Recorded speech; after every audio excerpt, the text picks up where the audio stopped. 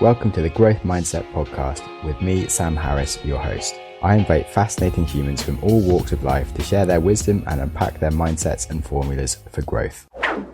Hello and welcome to the Growth Mindset Podcast. Today I'm really excited to be talking about doing less. I have been doing way too much lately. I have too much stuff, and I would say I'm kind of a bit of a minimalist compared to some of my friends. Like, I've been living nomadically most of my life and throwing away most of my stuff, but it still takes up my time and my energy doing all these different things and trying to look after the crap that I have.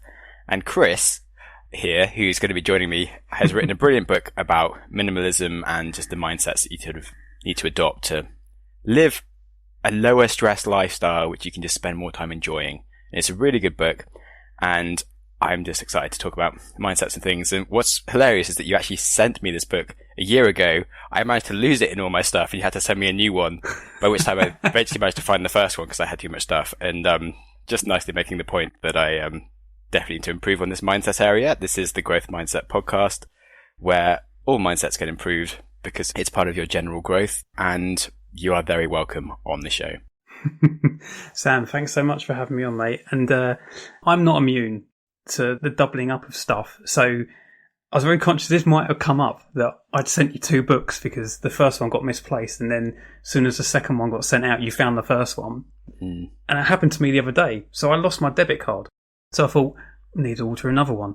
I ordered another one, and then as soon as I ordered it, I found the original. So I think there is something in the world that there is these unwritten rules that say if you lose something, before you find it, you must have to order the replacement, and then the world will allow you to find the original one. So I feel your pain, mate. Definitely. I think there's a similar rule of when you're leaving the house and you think you've forgotten something, you're only going to remember what it is until you're too far away to be able to go back and get it.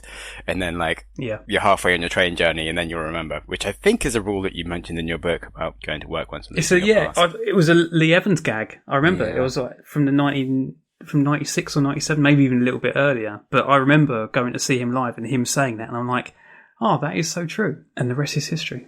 Yeah, definitely. So, quite a few different things to go into on this episode, but also I want to make it super long. One thing I've really enjoyed was how, honest you were. I'd often be reading the book and I'd be like, this guy's a fucking idiot. And I was like, but you've actually written this down, which I'm so happy that you bothered to, because of a lot of the things I didn't necessarily relate to, and wow, he's so dumb. And then some of the things I did, I was like, shit, I must be this dumb as well, so it worked really well. How did it feel writing things like that? Yeah, it was strange, and it was a conscious effort to try and put everything into the book. I didn't really want to put all the positives and make it this nice and shiny thing, because it's not real life, is it? So yeah, there is loads of dumb shit in there that I did and things that went wrong and mistakes. And I just think that is just a reflection of who we are as people. We're human beings, right? We're flawed. And the book is a kind of representation of a flawed human being kind of discovering less. So it was very, very conscious to leave all the dumb stuff in there, really. So yeah, and I'm glad it resonated, because when I was reading through it, I was like, this is going to be embarrassing. People are going to look at me and go, what an idiot. But it's been really, really well positively received, because of exactly what you said. It just resonates with people and kind of goes, oh yeah, I can relate. So yeah, it was a good move to kind of put all my dirty laundry in the book. Nice. I've often got a bit of a rule that I find that if my mum's uncomfortable with me doing something, it's usually a good thing to do. And I know that if I'd written that, my mum would be like, Sam, you could come across better or something. But then once I do the thing and then it kind of gets results, my mum's always super happy. But it was it's on the right borderline of uncomfortable enough for my mum to not wanting to do it, but actually would be useful. Yeah. That's a great rule of thumb. For life. I'm going to borrow that. Yeah. Borrow that for next time. No worries. It seems like you were doing it anyway. So how did you go about, what were the things that made you realize you needed less, and how did you then go on this journey? Yeah, it was a weird one, because I was quite content kind of drifting through life, a good solid 6 out of 10, I would say, where you just kind of fall into stuff, don't you? You generally you fall into a career that probably originally just paid your fast fashion addiction and your nights out and a few beers, and then you kind of look back 10 years later and you're like, wow, I've been here most of my adult life, and I was in that zone, and I'd been living in the same area that I grew up in, and everything was just very, very familiar and comfortable. And that wasn't necessarily bad. It was okay. And I thought I could do something that was better than okay. And so it was this little stumbling block that I had all of my stuff in my home, and around my home was my work. I thought, if I can get rid of some of that, maybe that will kind of relinquish some of this comfort that I've built around myself and go off and do uncomfortable things, but more exciting, and go on adventures.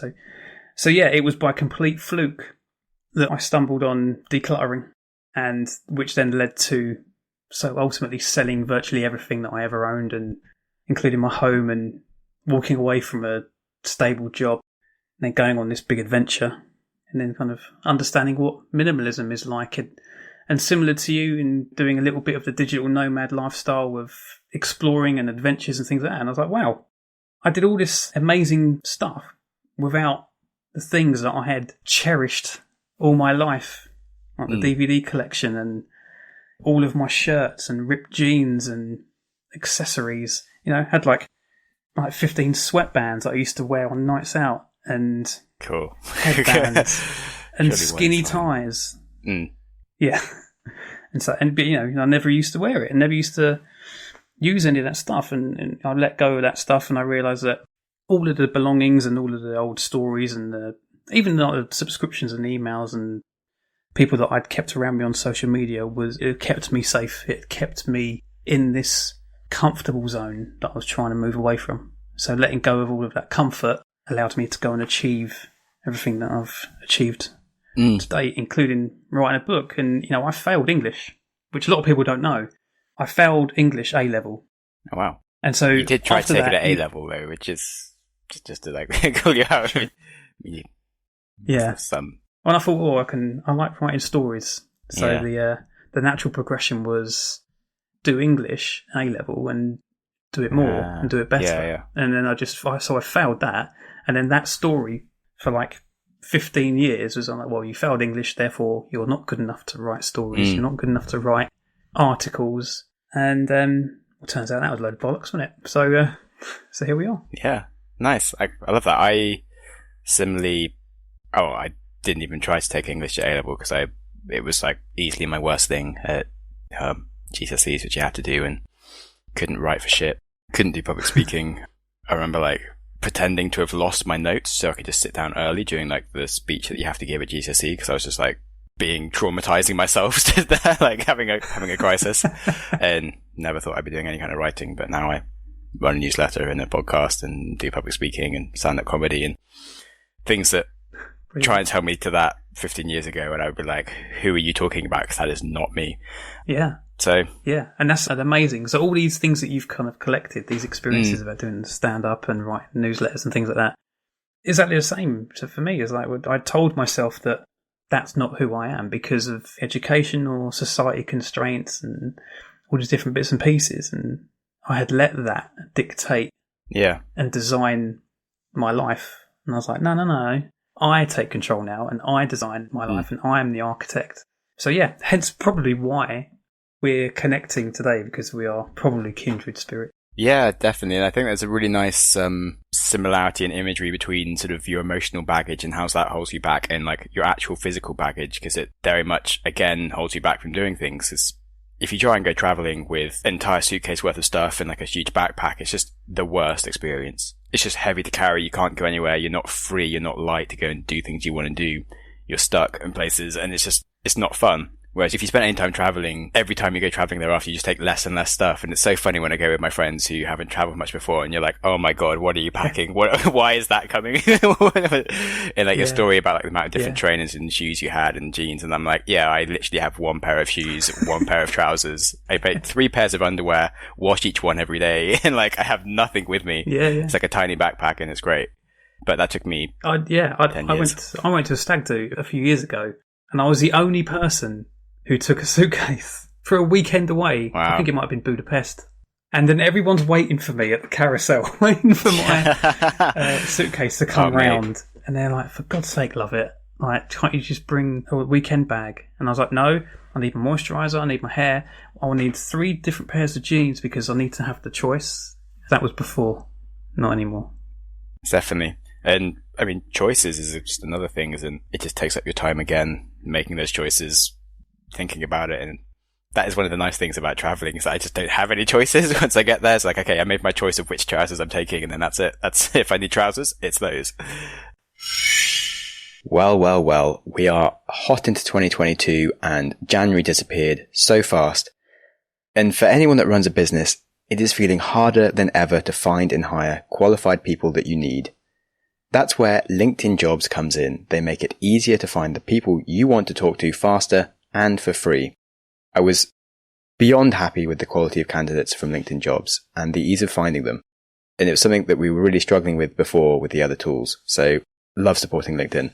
On LinkedIn Jobs, you can create a free job post in minutes to reach your network and beyond. And LinkedIn Jobs is the world's largest professional network of over 770 million people. You can focus on candidates with just the right skills and experience and use screening questions to get your role in front of only the most qualified people that you need. LinkedIn Jobs help you find the candidates you want to talk to faster. Did you know that every week nearly 40 million job seekers visit LinkedIn? Post your job for free at linkedin.com/growth. That's linkedin.com/growth, GROWTH, to post your job for free.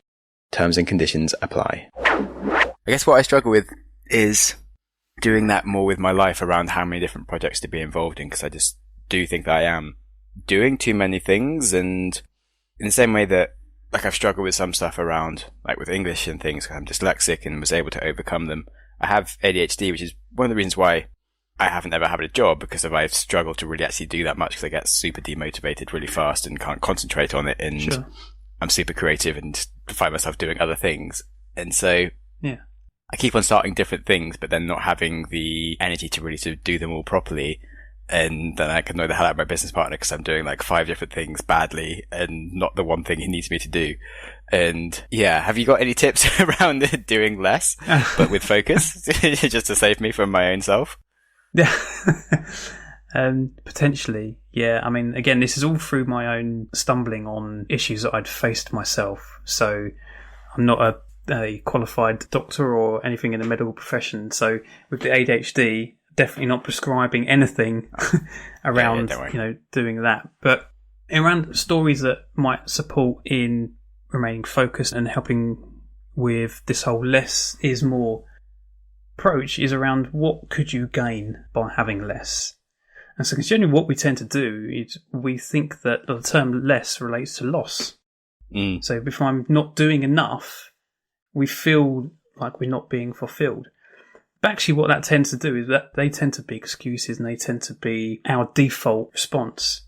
So there was a bit of science recently that came out where people were put into a room with Lego. Now, I used to love Lego. Ironically, I decluttered and sold all of my Lego. Me too. Which makes it brilliantly, because when I saw this, I was like, this is great. So they did this test around, there was a house that was pre-built, a Lego house. And they put these people into where the house was and said, make it better.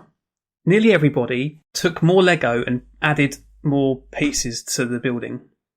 Only very, very few took anything away. And actually part of that was, if you were to add things on, it will cost you. So almost like it will cost you $1 for every brick you use. People would rather take a loss and add more stuff than remove things. So our default response is to add. And that kind of tells us a little bit as to why we get caught up in busyness, why our homes are generally quite cluttered, why we probably spend more than we should, is because our brain defaults to addition rather than subtraction. So actually it's easier to add, and you need to be more of a critical thinker to subtract. So in a roundabout way, people who subtract and do less potentially have spent more time thinking about what they could gain by having less. So yeah, University of Virginia, that was where the research was done, and it was so profound that the World Economic Forum have picked it up and shared a video, and they've potentially given us a reason why us as humans might be addicted to busyness, why we might be addicted to consuming And that's then ultimately linked to the damage that we've caused to the climate. Yeah, 100%. You always feel like you kind of want more, and it's such an absurd thing, as in, like you're saying, as in the amount that you spend on having more stuff, and that you kind of don't feel that you want to sort of have a loss and sort of sell it or something because you feel like it has more value, even though like the actual real value of it isn't that much anymore once you've kind of used it. And you're then bearing the cost of it taking up your headspace, it taking up your like actual personal space, and it's just limiting your availability to do other things. And then something I wrote about this weekend, I interviewed a guy who's really cool. He's really successful, runs some podcasts, TV shows and things, but he's trying to do too much. He has some like really good natural skills at talking and things, but then he takes 3-minute calls with people, and he does like 1 hour of his day is anyone can book a 3-minute call with him. And then he appears on like lots of different shows and things, and his day is like he gets up at like 5:30, calendar's booked out for months, and like every single minute of his day is sort of trying to do stuff to like use his gift. But then he did it to my podcast, the worst energy, super slow, just sort of like was not happy, like had some stuff like blocked next and things, and just like he was so boring. And like, you know, when you have people that it's just like you're trying to get things out of them, and it took me to kind of basically personally attack him, to his lights to even light up and acknowledge that he was in a podcast and say something interesting. And wow, it's like he's just wasting his time. He's got this gift, and then he's just trying to spread it everywhere, and just like being kind of useless. And like, what are you going to do in a 3-minute conversation with someone? After 2 minutes, he's going to tell you have 60 seconds left, and then after 3 minutes, the phone's going to go dead. Like, am I going to feel good that this man's made time for me if like all he's done is sort of say some standard advice because you can't get to understand me in 3 minutes, and then like cut the phone off? Like, I'm going to feel like this guy didn't listen to me. He's not going to remember me. Like, what was the point? He's just wasted his time, and he's trying to do too much. Whereas like on the opposite end, you have someone like Derek Sivers, who he takes very few interviews, but he basically, you have to send him your list of questions. It has to be questions he hasn't answered before, but sound like so much fun that he like gets really excited to answer them. And then he'll spend a whole day preparing for the interview. He'll block out time beforehand, block out time afterwards, just to have amazing energy and amazing answers for your interview. And he fucking smashes every single podcast he's ever been on. You listen to a podcast with Derek Sivers, and you're like, you want to go and listen to more because he's so freaking cool and has such good ideas. Yeah. And he's done like 10 times less podcast interviews than this other guy, and yet every single one is gold, and you want to go listen to all the others, and his message gets spread way better because he does less. And it's like, okay, actually doing less can be really good. And he's a really good guy for focus, as in he talks to people around, I think he's got this donkey parable whereby like there's a donkey standing in the middle of a barn, and it's really hungry and really thirsty. On the one side of the barn, it's got like all this hay that's dry, but it needs to drink. On the other hand, side of the barn, it's got like the water, but it needs to eat because it's so hungry, and it keeps on looking left and right and doesn't know what to do, and eventually just dies and falls over in the middle because it hasn't worked out what to do. And he's like, wow, yeah. Don't be a donkey with your life trying to do everything. You've got 70 years or whatever to be productive. You can spend 10 years being freaking awesome as a musician. You can spend 10 years doing startups. You can spend 10 years doing all these different things that you want to do with your life, but do them properly, rather than trying to do everything all at once and just being an idiot. And when you put it like that, you're like, okay, actually, I do have quite a lot of time. It would be good to spend that time doing the things properly, as opposed to, you know, all these portfolio careers and trying to do everything all at once these days, which is sort of increasingly seems possible, but then you just do a shit job of things. What a fantastic couple of examples there. I'm definitely going to use the donkey analogy somewhere else, potentially. So thanks for sharing the love on that one, Sam. Well, thanks Sivers. Sivers for that. But yeah, sure. You're spot on. There is a certain amount of social pressure, especially on millennials, because we believe that this portfolio career is achievable. And then we see Instagram and we see this polished life that we can achieve. But actually a lot of it is not reality. And, you know, 100%. That particular individual that you mentioned around those 3-minute calls, I think is ironic, because I guess the attempt is that I'm trying to squeeze as much in as possible by having less time with people. But what that tends to happen is you tend to spread yourself way, way too thin. Yeah, and your impact becomes less. So my whole kind of approach around less work, more impact is focus more on the 2 or 3 things that you're very, very good at or you're really passionate about. See less people, similar to what you're saying about Sivers, go on the podcast, and every single one of them is is gold because he adds value. And at the moment, that guy who's doing the 3 minutes course is not adding any value to anybody. But actually, he's really, really busy. Waking up at 5:30 in the morning, packed out calendar. So on the face of it, looks really, really busy, looks really in demand. But actually the impact could be very, very low. And that becomes the goal. It's moved away from having impact. The goal now is to be busy. Because if you're really busy, you're really important, according to society. Because what is the thing that we say? We go, how have you been? I'm just stacked. I'm so busy at the moment. That is our default response. So our goal now is to be busy, not to make an impact. And that's the type of example that you get, is that when people are too busy, they don't have an impact. Clearly that person hasn't had an impact on you. And yeah, fascinating example. Yeah, it's ironic that this guy is meant to be a sort of a next level thinker, and he has had an impact on me, but not in the way he was expecting at all. In a negative way, yeah. I've learned from him by what not to do, as opposed to wow, this guy said such amazing things on my podcast. It was yeah, it is funny. Isn't it funny though, that it's similar to when people used to work in the corporate world, that they learnt the most from the worst leaders that they had. You go and have a really, really horrific experience with an awful leader, and they're the ones that you learn the most from because, I'm not going to be doing that. This is how I felt after receiving this particular type of leadership. It's ironic, isn't it, that sometimes the things that we learn are from the people that are not particularly the best at doing stuff. Yeah, for sure. And again, running a startup, it's everyone watches kind of what the advice comes from, Y Combinator and Lean Startup, and how to sort of really grow a good business. And then you start your first startup, or even your second one, and you make every single mistake that they've already told you not to do, and they've given you all the right advice. But then when you go and make the mistake, that's when you actually learn it, and you go that's what they actually meant by get your product out in 1 week. I know I cut some of the features and things, and it took 4 months, but actually, I would have had so much more money if I'd taken 1 week and just tested that one feature that was really important. And oops, now it's taken 2 years to actually get to a revenue model, and I've run out of money, and could have done that straight away.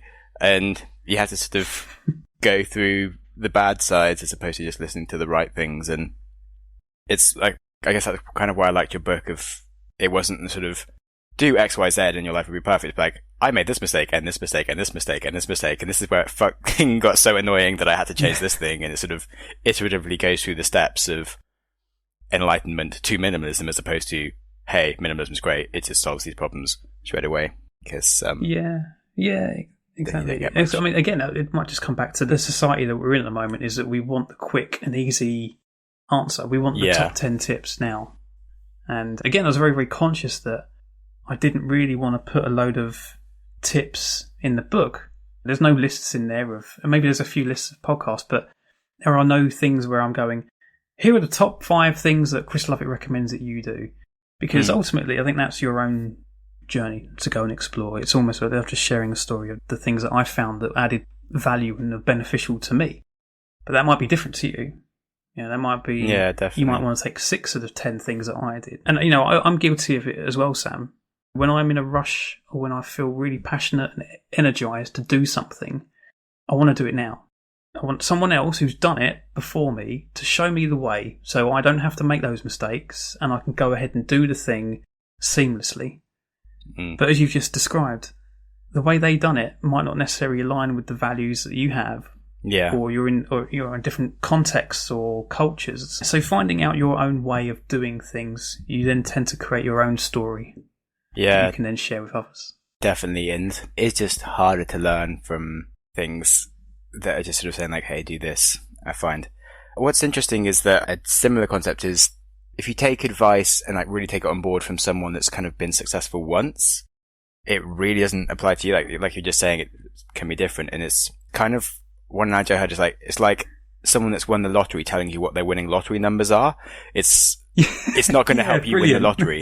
Whereas if it's someone that sort of started 20 businesses, or Y Combinator, they've had thousands of businesses go through, they've seen every single type of different mistake. Their advice is very general to the point where it's got every single example where you kind of almost zone out from which is the one that you're actually going to make wrong yourself. But it is actually kind of much more correct. And I did really like that concept of just how stupid it is to listen to someone that's been successful once, because if they actually also have no idea what they're doing. Because my first business worked quite well.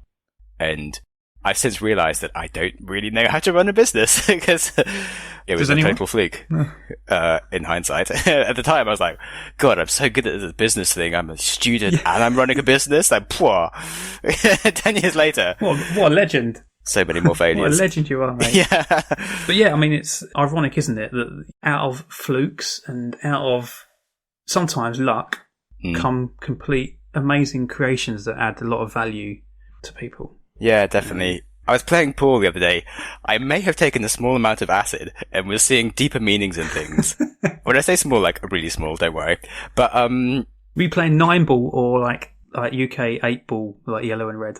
Yellow and red, apart from it was stripes and spots, which is just, I still think is a stupid way to arrange your pool balls. But anyway, one of the things that I kind of got struck by was, you know, when you kind of don't know what you're doing, you try and pot something, but you just kind of hit it hard.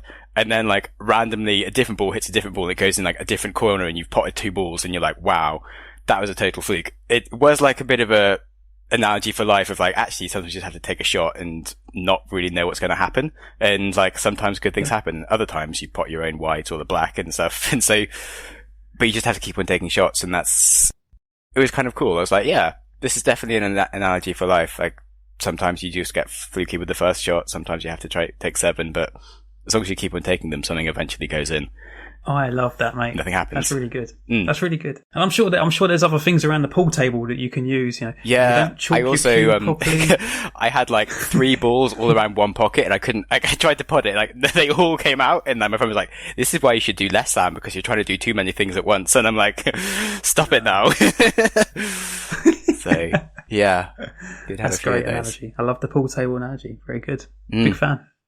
You're also welcome to use it. I mean, we could probably come up with some. I mean, if you tried to like finish straight away by plotting the black, obviously you actually ruin everything. I don't know. Maybe there's something in that. Yeah. Anyway, we just spoiled a game for everyone. Yeah, exactly. Someone else has won.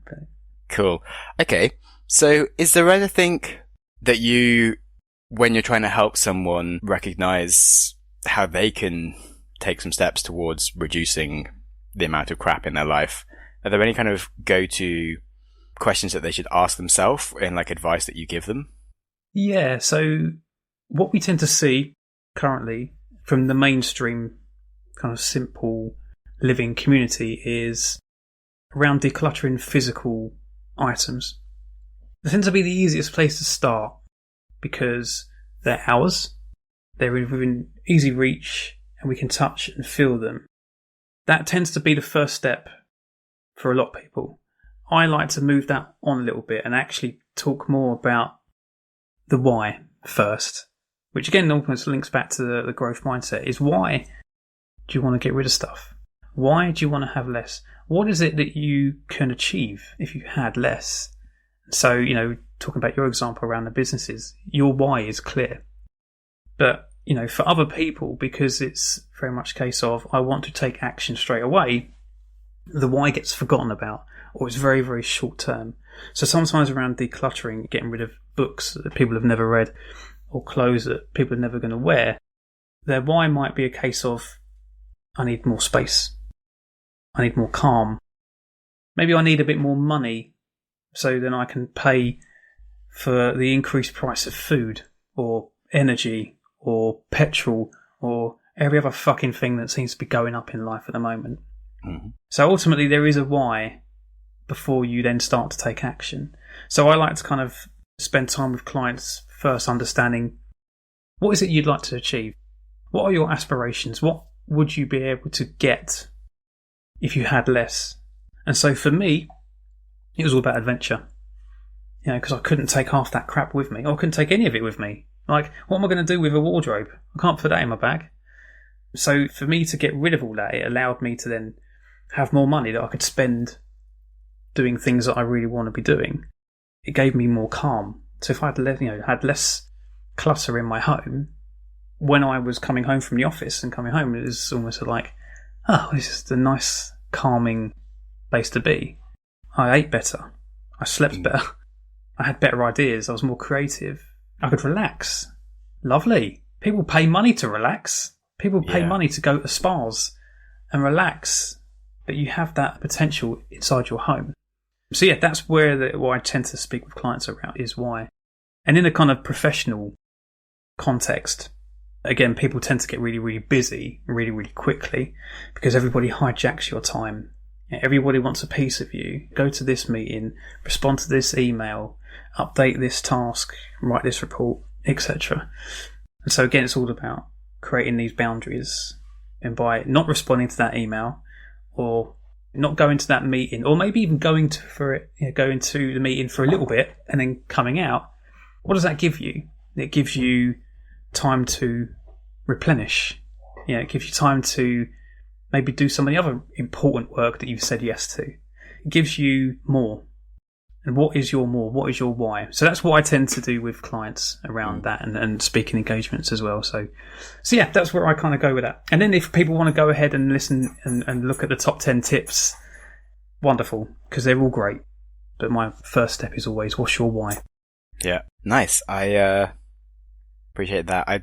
Something I've also found the last few weeks is that I'm expecting myself to achieve less. I have been achieving more, if that makes sense. Just realizing that I'm trying to do too much. And that if I give myself one big thing to do and say, that's the only thing I'm doing, I'll usually get it done. When I have like a bunch of different things, I'll get lost in my email. I'll do some other things. I'll like start on some of them and open too many tabs everywhere and get confused. And I'll work too late into the night. I won't get a good night's sleep. I'll be working too hard the next day. And whereas if I actually sort of say, okay, I definitely have to get one thing done. I also definitely have to stop working at a reasonable time and chill out in the afternoon. Like, I actually have more energy. I get to bed on time. I have a good sleep. I have way more energy and to work next day, which means my work is better. I'm a nicer person to be around. I'm like much more funny and things. And it's suddenly like life is much easier and just seeing like your energy in these things. And that's the Sam we want. That's the Sam we want to see and we want to hear. We want to hear you at your best. We want to hang around with you at your best. We want to listen to you at your funniest. We don't want to have you at 50%. Definitely. I'd feel like I was getting a cheap version of Sam. Yeah. Because you've worked too hard. In a rush. And, but yeah, even like today, for example, I have put 2 things on my list today. One of them was to talk to you and have an amazing time doing it, which is exactly what's happening now. And the second is to finish my TEDx talk, or finish writing it down. And by the end of this call, I would have been done. Cool. Because I was, I turned all other distractions off. So the only thing I had to do this morning is take Daisy for a walk and make sure she's okay. She's been hanging out with me all day, which has been great. Focus purely for a few hours doing this talk. Yeah. And then hang out with you. Nice. Everything else is a bonus. Thanks a bundle for listening. If you liked it, share it, rate it. Remember, growth is all about consistency and persistency. So keep showing up and keep showing love. And if you want to enjoy your life, start by enjoying your day. That means today.